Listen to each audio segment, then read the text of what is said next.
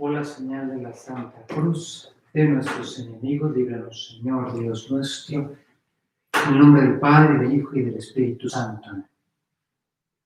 Señor mío y Dios mío, creo firmemente que estás aquí, que me ves, que me oyes. Te adoro con profunda reverencia. Te pido perdón de mis pecados y gracia para hacer con fruto este rato de oración. Madre mía Inmaculada, San José, mi Padre y Señor, Ángel de mi guarda, interceded por mí.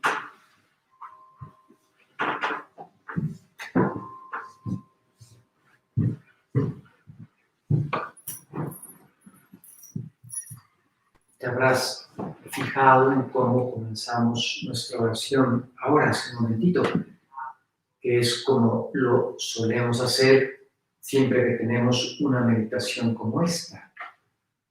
Antes incluso de esa oración tan bonita que compuso San José María para ayudar al Señor a ponernos en presencia tuya, para ser conscientes de que no venimos a una clase. Muchos de ustedes nos han dedicado horas todos los días a estar en clase con estas modalidades virtuales, pero esta no es una clase, un rato de oración. El Señor nos habla y se trata de que cada uno procuremos hablar con Él y sobre todo, como te he insistido tantas veces, escucharle.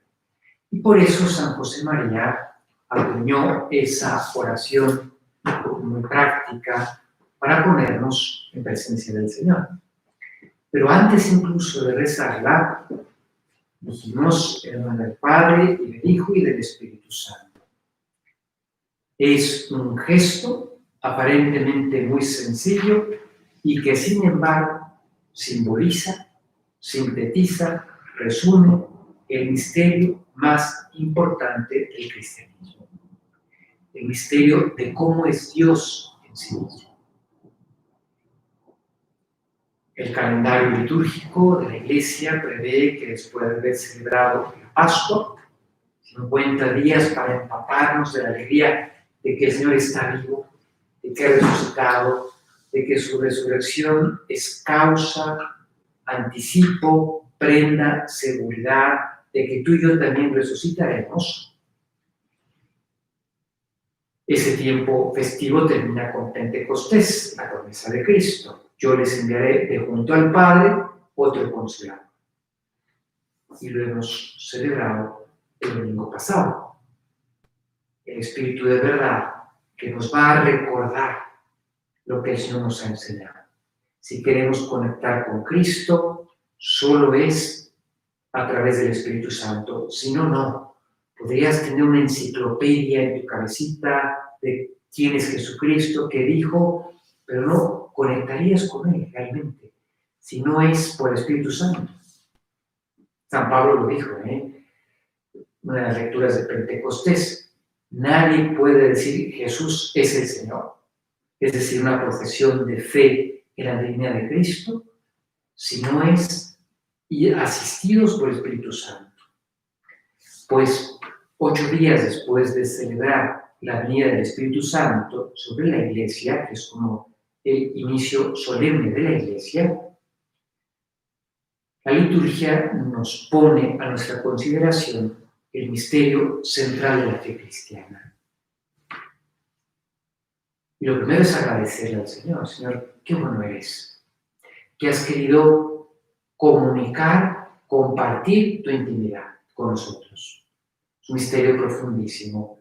La vida entera no nos alcanza para, no digas tú, abarcarlo, eso nunca, sino para poder acercarme a todo lo que en esta vida terrena podría yo saber de la Trinidad, la vida no me alcanza, por muy brillante que sea la persona que pueda pensar sobre este tema.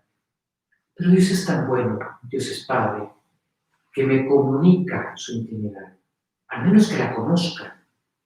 Imagínate que un niño de 6 años, de pre-first, le preguntara a Einstein por qué fue que le dieron el premio Nobel de Física por estudiar la relatividad, ¿verdad? Pues Pienso yo que Einstein no perdería tiempo para explicarle al niño de 6 años en qué consiste la relatividad. Pero Dios sí se entretiene con nosotros, que somos sus hijos, y nos cuenta cómo es Él, aunque la riqueza del misterio es tan insondable que aquello nos desborda. Pero signo de la amistad que Él quiere tener con nosotros, nos la comparte. Mira, esta es mi intimidad. En el Antiguo Testamento, el misterio de Dios, uno en esencia, trino en personas, está insinuado simplemente. ¿Por qué? Porque Dios es un sabio maestro, sapientísimo maestro, y sabe regular el contenido de su lección al nivel de lo que su alumno puede dar en cada momento. Y durante toda la etapa de preparación para tu venida, Señor, Dios se contenta con que tengan una idea clara, que es, hay un solo Dios, Yahvé, que es el que ha intervenido en la historia para sacarnos de la esclavitud en la que vivíamos en Egipto, y nos pide que si vivimos como su pueblo, Él será nuestro Dios. Que en el fondo, vivir como su pueblo es vivir de acuerdo a la dignidad que nos corresponde por ser persona humana, que está expresado en esos lineamientos básicos que son los mandamientos. Pues Dios se concentró en que su pueblo, a lo largo de 1350 años, aprendiera esa idea. Pero, dice un autor muy brillante, muy citado, de los primerísimos siglos, el gran Tertuliano, que si bien el misterio de cómo es Dios, el misterio de la Santísima Trinidad, está simplemente insinuado en el Antiguo Testamento, es la sustancia del Nuevo Testamento. A Cristo lo crucifican por blasfemo. No lo crucificaron, a nadie crucifican por decir cosas bonitas, parábolas sobre qué importante es cuidar al pobre. Nadie es crucificado por eso, sino que en ese proceso de revelación de que en Dios hay más de una persona, pues aquello fue tan violento que las palabras tuyas, Señor, sonaban a blasfemia. ¿Quién eres tú? ¿Qué te haces como Dios? El Padre y yo somos uno, dirá Cristo, Pero tú y yo, 2000 años después de tu venida, Señor, con la fe que nos has dado, ahora sí podemos formular con precisión ese misterio. No abarcarlo, pero sí formularlo. Dios uno en esencia, trino en personas. ¿Te acuerdas que San Juan nos dice una descripción, porque no podríamos decir que es definición, pero una descripción sorprendente de Dios en 3 palabras? Dios es amor. Y si un niño entiende algo del amor, es que es amor entre personas distintas. Alguien que se ame solo a sí mismo, un niño chiquito de primaria te puede decir, eso se llama egoísmo, y tendría toda la razón. Para amar plenamente tiene que haber alteridad, tiene que haber al menos otra persona, y la relación de amor que los une, pues eso es lo que se da en Dios.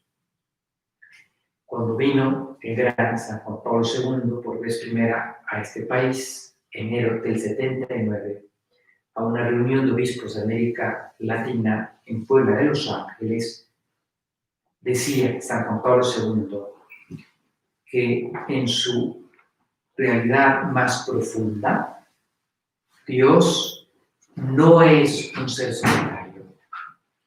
El solipsismo, la soledad, no es propia de la vida del espíritu. La vida del espíritu es comunicación de ideas, de afectos. Pues eso se da plenamente en Dios. Y decía Juan Pablo II, en su misterio más profundo, Dios no es un ser solitario, sino que es familia, porque en él hay paternidad, filiación y la esencia de la familia, que es el amor. Ese es el misterio que formulamos con mucha precisión. Pero si no lo trabajamos, Si no le dedico tiempo, por ejemplo, este ratito de oración contigo, Señor, si no te pido con humildad que me ayudes a acercarme hoy un poquito más a este misterio, y yo pongo lo que está de mi parte, puede suceder que el contenido informativo más fascinante de la fe cristiana me dé sueño, porque lo veo yo con algo tan lejano, tan abstracto. Dios Padre, que se conoce a sí mismo, cuando lo conocemos, pensemos en nuestra experiencia humana. Cuando yo conozco algo, concepto mesa, ¿verdad? Conozco una mesa, conozco un perro, pues yo engendro una idea, un concepto. No necesito ver a todos los perros del mundo, ni siquiera a todos los perros de la cuadra, para haber abstraído la esencia y formulado un concepto, una idea. Sé lo que es un perro. El conocimiento origina un concepto que se expresa con lo que los clásicos decían la palabra mental, el verbo, mentes, perro, mesa. Pues en Dios ese conocimiento es tan perfecto, ab eterno, desde la eternidad, que origina no una idea, no un concepto, no solo una palabra mental, al modo como tú y yo conocemos, sino que origina una persona viva, que es el verbo, el logos, la palabra, el Hijo. Y el amor que une al Padre y al Hijo es tan perfecto que, a diferencia de lo que sucede cuando tú y yo amamos, que es que nuestro amor origina un sentimiento o un acto de la voluntad, pero en Dios el amor es tan perfecto entre el Padre y el Hijo que origina una persona viva, que es el Espíritu Santo, el Espíritu de amor, vínculo sustancial y subsistente entre el Padre y el Hijo. Tres personas distintas que se distinguen, esta no es ninguna de las otras dos, y que no rompen la perfecta unicidad divina. Misterio profundísimo, ¿eh? Y están en un perfecto diálogo ininterrumpido de amor, de entrega total, de perfecta donación. Lo dirá Cristo, ¿eh? En su parábola del hijo pródigo, ¿te acuerdas? Cuando el hermano mayor no quiere entrar, está enojado porque el papá recibió de vuelta al hijo que fue a malgastar la parte de herencia que le correspondía y no comprende el corazón misericordioso de su padre y no quiere entrar a la fiesta que han organizado en casa para recibir al hijo que viene de regreso, después de haberse portado mal. Ese es el corazón de Dios, ¿eh? Siempre dispuesto a acogernos organizando una fiesta, porque volvemos a Él. Cuando en esa parábola, te acordarás, y si no la buscas en tu capítulo 15 de San Lucas, el hermano mayor no quiere entrar, el papá sabe, qué padre, la presencia que brilla en esa parábola es la del Padre, que es fielísimamente Padre, ese es Dios. Acoge al hijo que se ha ido y que se ha portado mal, pero va en búsqueda del otro, que aunque no se ha ido, en el fondo no comparte los sentimientos del Padre. Y se lo explica con muchísimo cariño y paciencia. Mira, hijo mío, tú siempre estás conmigo, todo lo mío es tuyo. Atento a esas palabras, ¿eh? Esa es la vida de la Trinidad. Todo lo mío yo lo comparto. Esa es la donación que se da en el seno de las divinas personas. Si hay que hacer un esfuerzo, como te decía yo, para que esta verdad que ilumina todo el mensaje cristiano no se nos vaya a quedar allá lejos, ¿verdad? Donde brillan las estrellas, sino que hay que acercar esa realidad y que sea algo que me diga cosas significativas para mi vida de cada día, que es lo que voy a procurar hacer en estos minutos de la meditación, traducir esa verdad central de la fe cristiana a cosas prácticas en nuestra vida de cada día. la teología oriental ha desarrollado mucho con respecto al misterio, a la verdad de la Trinidad, digamos, como el tema de que la persona humana se incorpora a la intimidad divina. Que somos introducidos en ese mundo maravilloso de las divinas personas. Y por tanto vivimos inmersos en ese misterio, como el pez que está en el agua. Dice San Pablo cuando trata de comunicar el mensaje cristiano en Atenas, a aquellos atenienses que están ávidos de escuchar novedades, San Pablo les dice, primero habla de Dios creador. Eran capaces de entender, ¿verdad? Un Dios que ha originado este mundo. Y San Pablo dice que a ese Dios lo podemos encontrar porque en Él vivimos, nos movemos y existimos. Estamos inmersos en Dios. Y Dios es trino, Trinidad de personas.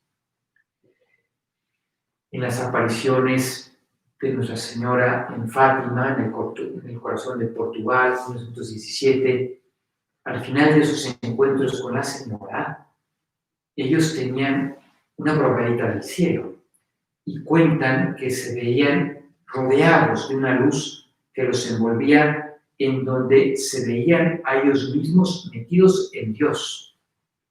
Difícil expresarlo con palabras humanas, pero era una probada de lo que nos aguarda en el cielo. Pero la teología latina ha desarrollado una idea muy bonita, que quizá nos resulte un poquito más práctica, que es que ese misterio de Dios no solo está allí y yo me introduzco en él, sino que está dentro de mí. El Señor lo dijo, el que me ama, lo veíamos hace 8 días, en tu compañía, Señor, cumplirá mis mandamientos. Mi Padre le amará y vendremos a él, y en él haremos morada. Es decir, cuando vivimos en gracia, ese misterio maravilloso del Padre conociéndose a sí mismo y amándose el Padre y el Hijo, no se da allá lejos, sino que ese misterio vive dentro de mí cuando estamos en gracia. La gracia es esa cualidad que se infunde en nuestra alma, ordinariamente en el bautismo, y que nos hace participar de la vida divina. Primera conclusión básica, vivir en gracia siempre. Cuando vivimos en gracia, dentro de mí, el Padre está engendrando al Hijo y ambos, en ese vínculo de amor que los une, están expirando al Espíritu Santo, porque en Dios no hay tiempo. Dios vive en ese eterno presente y Dios vive en mí. Y gracias a que Él vive en mí, nuestra alma tiene vida sobrenatural. Si no, estamos desenchufados de la corriente sobrenatural. Y podríamos hacer cosas, podrías saber hacer ejercicio, puedes llevar tus clases en la universidad o en el colegio, pero aquello se queda a un nivel humano. En cambio, cuando Dios vive en mí, el estudio es el estudio de un hijo de Dios. Mi ejercicio, salir a hacer deporte, es el deporte de un hijo de Dios. Y eso hace que las acciones que realizamos, incluso las más pequeñas, tengan una enorme trascendencia. Por eso dice San José María en un puntito de camino, nada hay mejor en el mundo que estar en gracia de Dios. A Tomás de Aquino le decían el buey mudo, porque era grande, robusto, pero hablaba muy poquito, pensaba muy bien la respuesta que daba a las preguntas que le formulaba. Cuando estudiaba en la universidad empezó justamente en su siglo, ¿verdad? El siglo XIII en Europa, como una iniciativa bonita de la Iglesia, para difundir la cultura. Y le pasaba lo mismo que a Einstein. No hablaba en clase. porque reflexionaba mucho lo que escuchaba a profesores, a sus compañeros, y había gente que pensaba, pues este debe ser medio lento, ¿verdad? Y pues, en ambos casos, Einstein, premio Nobel, y Tomás de Aquino, pues una lumbrera en la teología, pues han sido cabezas que nos han iluminado, uno en la ciencia física, el otro en la ciencia teológica. Y le preguntaron a Tomás de Aquino, que parecía que nada le impresionaba, siempre era muy reflexivo. Tomás, ¿hay algo que te impresione, que te sobrecoja, que te deje, digamos, como admirado? Sí, hay dos cosas. Dios en la Eucaristía. Eso hablaremos el siguiente sábado, si Dios nos presta vida, porque celebraremos en esta semana el jueves de Corpus Christi. Una fiesta para agradecer esto, que ese Dios de verdad está aquí, escondido en el sagrado. Eso, decía Tomás de Aquino, eso me impresiona mucho. Y lo otro, que haya gente que pueda irse a dormir no estando en estado de gracia. O sea, has perdido de que ese Dios trino, un Padre, principio sin principio, conociéndose a sí mismo, engendrando al Hijo, conocimiento perfecto, y ambos amándose, expirando a esa tercera divina persona, que es el vínculo que los une. Todo eso lo he arrojado de mí por el pecado y no me he preocupado de reconciliarme con Dios, por lo menos hacer un acto de contrición lo más perfecto que se pueda. Decía Tomás de Aquino, a mí eso me sobrecoge, me deja impactado. Santa Catalina de Siena, aquella mística del siglo XIV, pues Dios le concedió pues, muchas gracias sobrenaturales. No son nuestro camino, que es ordinario, que es encontrar a Dios en la oración, en el estudio. No se nos aparecen aquí ángeles, ¿verdad? Es el camino de San José María, el camino del ordinario. Pero vemos con mucha alegría que a otras personas Dios les da otro camino. Y concretamente a esta gran mística medieval italiana. Y Santa Catalina de Siena podía a veces distinguir a quien no estaba en estado de gracia por el hedor que desprendía. Claro, olía podrido, pues alguien que por dentro pues está muerto. No sé si es curioso, ¿verdad? En el orden biológico, el cuerpo más perfecto que hay es el cuerpo humano. Y se cumple aquel adagio clásico: la corrupción de lo mejor es la peor. Si tú apachurras a un bichito, pues no huele nada. La otra vez nos tocó aquí aplastar a la cránea, no hay que recoger la basurita, ¿verdad? Pero en cambio, por ejemplo, si te ha tocado, a mí si me ha tocado en la carretera un burro muerto, pues es una pestilencia que no tardas de medio kilómetro. Y cuando es un cadáver humano el que ya se está pudriendo, aquello es terrorífico. Terrorífico. Pero es el cuerpo más organizado, mejor organizado, es el punto climático de la creación material. Y cuando se descompone por la muerte, aquello es tremendo. Pues decía Santa Catalina de Siena que podía a veces identificar, ¿verdad?, que no estuviese en amistad con Dios por el olor. No sucede ordinariamente, ¿verdad? Ese es el peligro. Que como no sucede algo visible, perceptible por los sentidos, ni huelo nada, ni veo nada, ni oigo nada, podemos no darle importancia. Y el cambio que acontece en nosotros es esencial a estar vivos sobrenaturalmente con esa Trinidad maravillosa habitando dentro de mí o haberla expulsado de mi alma. La diferencia es esencial. Así como Catalina de Siena podía identificar en ocasiones a gente que hubiera rechazado la gracia por el hedor que desprendía, que ella captaba, también cuenta lo siguiente, eso es muy bonito, Dice, Dios me permitió una vez ver de algún modo físico, sensible, a un alma en gracia. Dios habitando dentro de esa alma. Y dice la santa, solo porque sé que hay un solo Dios. Si no hubiera yo pensado ante la hermosura de aquello que estaba delante de otro Dios. Así veía ella, ya hermosa, un alma que estuviese en gracia, con esa Trinidad morando dentro de esa alma. Pues mira, como puedes ver, vamos traduciendo ese gran misterio a cosas muy prácticas. No vaya a ser que tú busques la excelencia en todos los terrenos. Yo quiero la mejor compu para tener un instrumento de trabajo muy bueno, ya nos están avisando que quizá el siguiente semestre escolar sea online, entonces más me vale tener un avión auténtico de computadora. Está bien, ojalá el presupuesto te alcance, una muy buena computadora. Quiero tener un muy buen teléfono porque ahora hay que estar comunicados. Quiero un coche confiable, muy bueno, sensacional. Pero no vaya a ser que con lo más importante, que es cómo está mi alma, me contento con cualquier cosa, incluso con que esté muerta a la vida sobrenatural. No se vale, ¿verdad? Yo recuerdo 2 tertulias en donde la persona que vino a platicarnos, una era, así como estamos esperando ahorita una tertulia, acabamos esta meditación y bendición.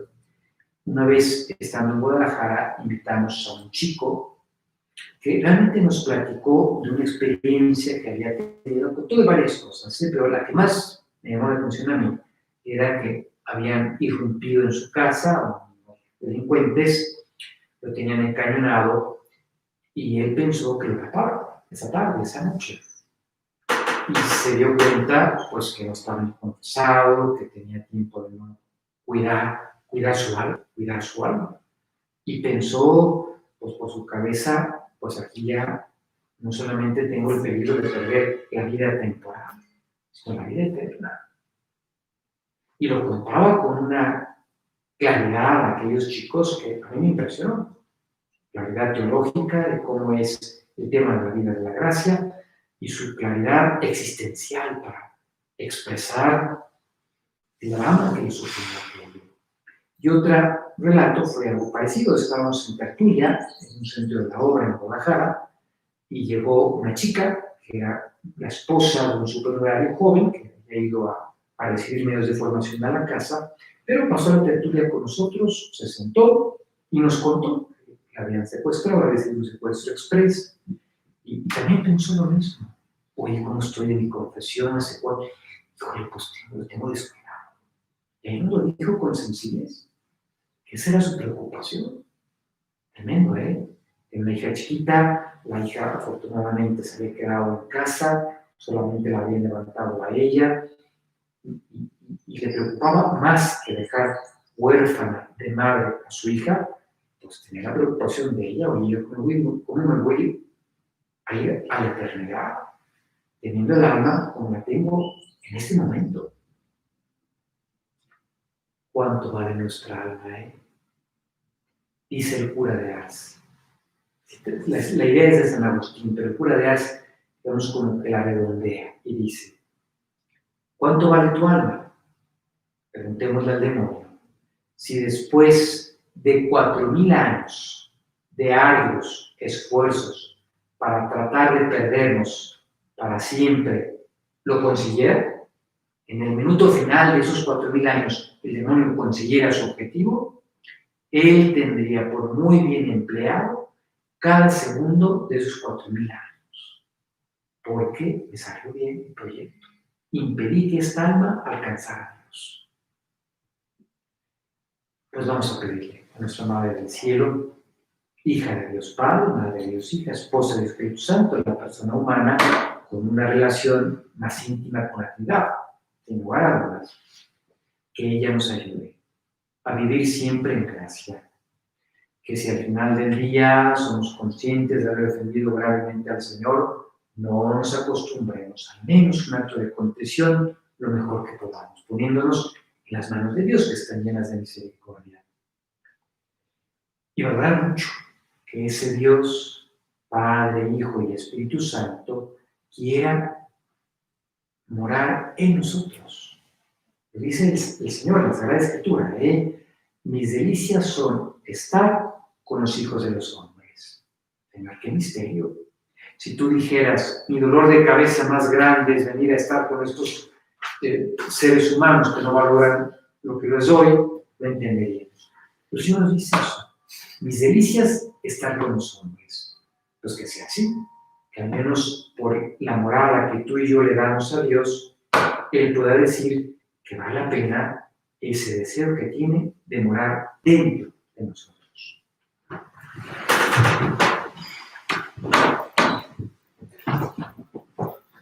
Te doy gracias, Dios mío, por los buenos propósitos, afectos e inspiraciones que me has comunicado en esta meditación. Te pido ayuda para ponerlos por obra. Madre Inmaculada, San José, mi Padre y Señor, Ángel de mi guarda, interceded por mí.